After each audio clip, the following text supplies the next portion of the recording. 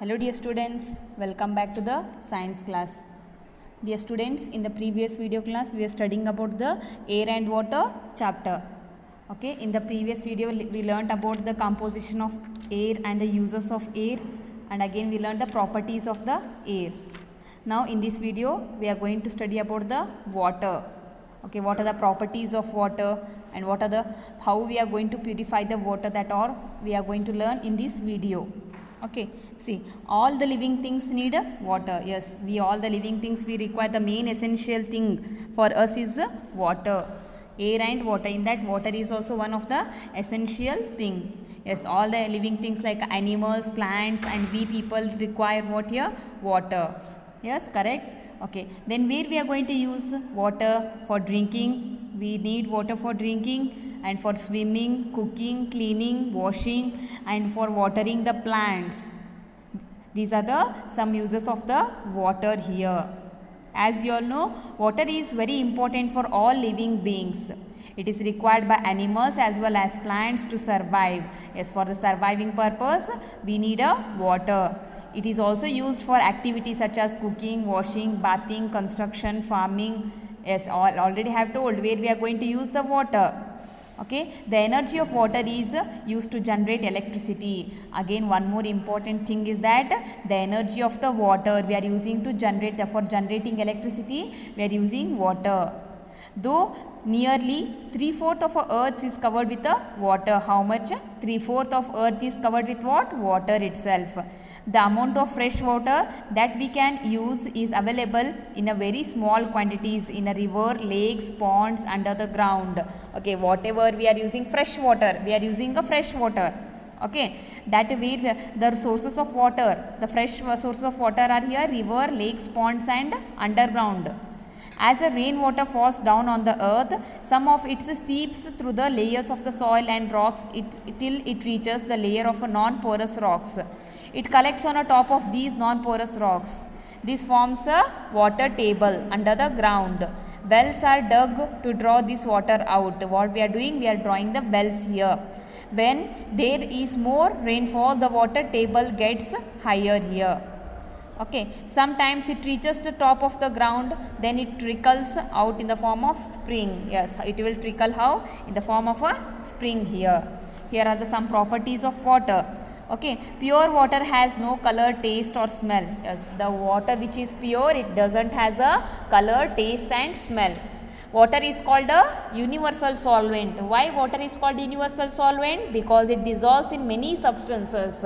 Yes, it is having a dissolving capacity. It will dissolve in all the substances, almost all the substances water will dissolve here. Water is a natural resource that is found in all three basic states like a matter, or states of matter like a liquid, solid and a gas.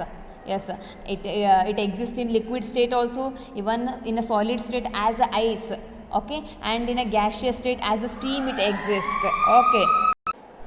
The next one is a water can absorb lot of heat. It is having a absorbing capacity of heat here. These are the some properties of a water.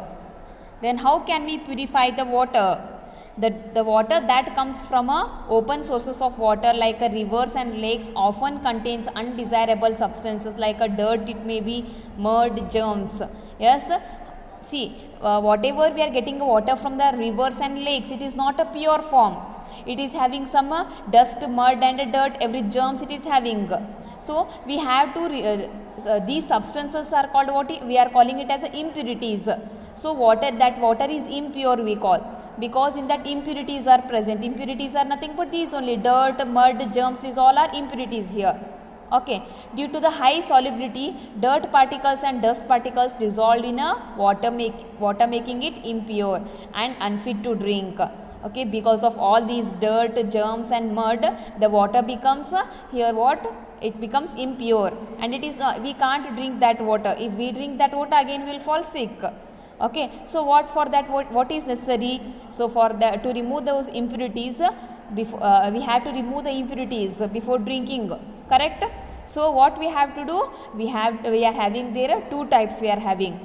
First one is soluble and insoluble. Soluble impurities are those that completely mix or dissolve with the water. For example, salt. Yes, salt will completely dissolve in a water, salt water we will get. Insoluble impurities are those which do not mix or dissolve in water. For example, sand. If you put a sand, how much if you mix also it will not mix. It forms a sedimentation. Correct? You learnt already, sediment it forms. Okay, then how we are going to remove the insoluble impurities from water? Just see here how we are going to remove the insoluble impurities. Insoluble are nothing but what? Like a sand which do not mix completely. Which will mix completely are called soluble impurities. The impurities which will not mix completely are called insoluble impurities. See, there are different methods are there to remove the insoluble impurities. First one is a sedimentation and decantation we call. Decantation. Sometimes water contains a mud which is insoluble. Yes, water is insoluble in a mud is insoluble in a water. If the water is allowed to stand undisturbed for some time, the mud particles settle down. This process we are calling it as a sedimentation. You can observe here the sedimentation process. Insoluble mud particles. See, it is insoluble. The mud will not soluble in a water. Okay, if you leave undisturbed, you should not disturb that vessel. Just you have to keep. After some time, it will settle at the bottom. You can observe here in the picture. This is sedimentation we call. So the mud particles will settle down here, and the pure water will be at the bottom, at the top here. Okay, we call this as a sedimentation process we call. The solid matter collected at the bottom during the sedimentation is known as a sediment. You have to remember this point. What is a sediment? The solid matter collected at the bottom. Whatever the solid matter, here it is collected, no sediment, mud is collected at the bottom. Okay, during which process? During sedimentation process. For that we are calling here it as a sediment we are calling. So now next we will see. Pour the clear water gently into the another container. So whatever the pure water is there, without disturbing you have to transfer into another container. Care should be taken not to disturb the sediment at the bottom. This process is called a decantation. Dear students, here whatever you see, now we have got the pure water at the top here. Sediment is at the bottom here. Without disturbing, you have to transfer into the another container here. For that we are calling what here? Decantation process we are calling. You can observe here the clear water only here transferring. The mud particles are at the bottom only. For this which process we call? We are calling it as a decantation process. See, filtration is another method here. Filtration. Another method of purifying water is to pass it through the muslin cloth or filter paper. Here the filter paper acts as like a strainer. Yes, the strainer, you know, when you for a tea, when you prepare the tea, yes, you will stain that tea. Okay, that whatever that tea will be having solid, that will be in a strainer. In the same way here, this will act as a here what here? Filter paper acts as a filter here. Here the filter paper acts like a strainer. It allows the water to pass through it but holds the back insoluble particles. Nothing but it will hold the mud here. Okay, only it will pass the water, pure water downside here. Take a circular piece of a filter paper and fold it into the cone and place in a funnel as shown in a picture. Okay, here they have shown here one picture they have shown. Like this you have to make filtration. Okay. After that what you have to do? The water along with its impurities is gently poured into the funnel with the help of the glass rod. In this way you have to place one glass rod like this, and with the help of glass rod you have to directly you have to pour the what here? This water. Okay. So what happens next? See here. The insoluble particles settle on the top of the filter paper as a residue. Whatever the insoluble particle, nothing but a mud will be settled at the filter paper. Only the liquid water, pure water will come and settle here, filtrate, we call for that one. Okay, the insoluble particles settle on the top of the filter paper as a residue, and the clear water is collected as a filtrate. Whatever the water collected, no, we are calling it as a filtrate, and whatever the mud is collected in a tissue paper, for that we are calling it as a residue. Okay. Next, I hope you have understood what is a residue and what is a filtrate. Okay, this way the insoluble impurities are removed from the water by filtration method. The simple process at home such as making coffee and tea requires filtration. Yes, as I already told, when you prepare a tea, okay, you are going to filter that one with the help of a strainer. Okay, for that we are calling it as a filtration process we are calling. Here the picture of a filtration they have shown here. Whatever the pure clear water you got, that we are calling it as a filtrate. Whatever the mud particles settle in the filter paper is called a residue. Remember this one. Okay, next we will see removal of soluble impurities from water. We are having one method, that is a distillation method. Soluble is nothing but a salt solution. Salt will completely soluble in a water. Correct? The process of purifying water by first boiling it and then condensing the steam is called a distillation. Remember, what is distillation?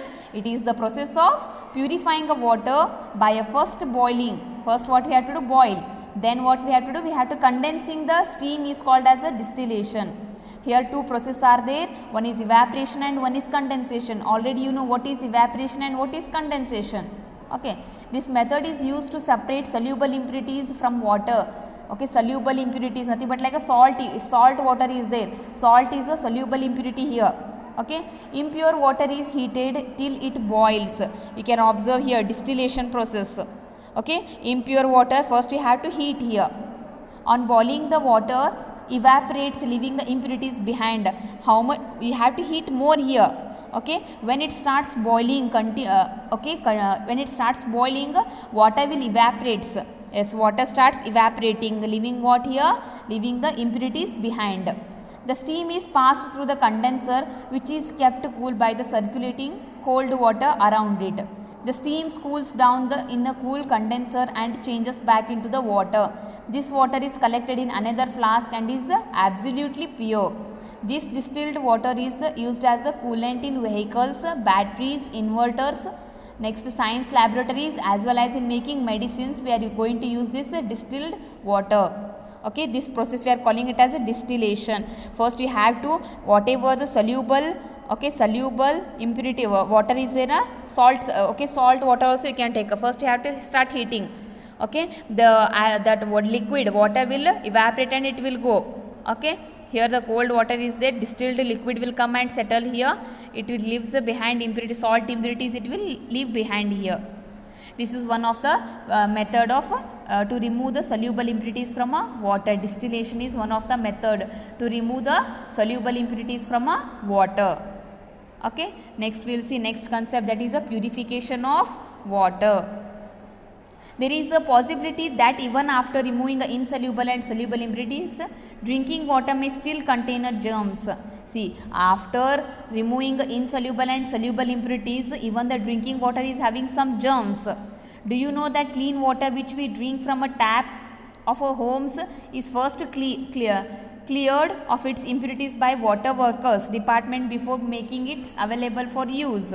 This process is called as what? Water treatment we are calling. Okay, the different steps here are some of the different steps are there. We will see one by one. Okay, first one is a coagulation. Coagulation. Loading is a process in which alum and some other chemicals are added to the water to attract dirt particles and form a clumps here. What they will do? First one, coagulation process they will do. Here in this process, they will take alum and some other chemicals. They are using some chemicals here and they are added to the water. Okay, why they are adding that alum and some other chemicals here? That alum and other chemicals are having the property, it will attract the whatever the dirt particles are there in water, it will attract. That alum is one of the chemical, it will attract the here dirt particles and it will form a clumps here. Okay, next one is a sedimentation. You can observe here intake.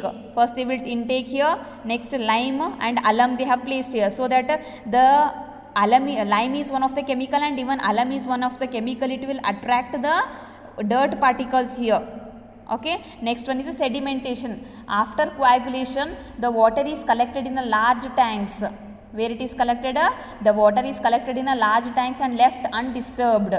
Here they will take like this one large tanks and they will leave it without disturbing. This leads to a settling down of a heavier insoluble impurities down at the bottom of the tank. Sedimentation, you all know. If you undisturbed, if you leave, whatever the impurities are there, no, they will settle at the bottom here. After sedimentation, filtration process. The water then passes through the filters made of sand, gravel and charcoal to remove the small floating particles. Okay, even now some small particles left. To remove those particles, they will do filtration here. You can observe the filtration process, how they will do filtration. Okay, after filtration, what they will do? They will do chlorination. Why they are going to do chlorination? See here, this clear water may still contain germs. See, still some germs are there. So, chlorine gas is passed through it to kill the germs. Chlorine is one of the gas. Okay, chlorine is one of the gas. They will pass a chlorine gas here. You can observe here. Here is a chlorine. Just they will pass a chlorine gas into the water so that it will kill all the germs here. Okay, this water is then stored in a water tank at a higher levels. As the water always flows from a higher level to a lower level, it is distributed to various localities in the city. Then it is distributed after chlorine gas passing. Okay, as it killed all the germs, all the particles, whatever are there, everything removed. Now you got a pure water. Then what they will do? They will store it and they will send for the remaining cities here. Dear students, with this concept we have completed this chapter air and water. Okay, in the next I will send the question answers of this lesson in a PDF form. You have to write it in your fair book and read the lesson properly. If you get any doubt, you can contact me. Have a nice day. Thank you. Bye.